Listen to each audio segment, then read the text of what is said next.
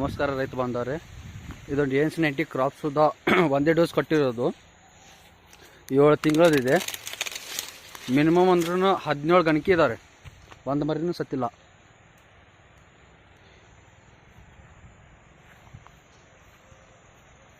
ಈ ರೀತಿಯಾಗಿ ಬೆಳೆದಿದೆ ಕಬ್ಬು.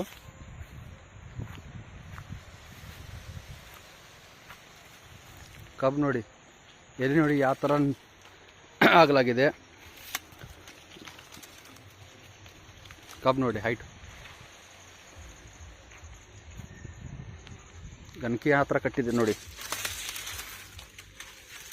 ಒಂದೊಂದು ಗೇನಿದೆ ಗಣಕಿ.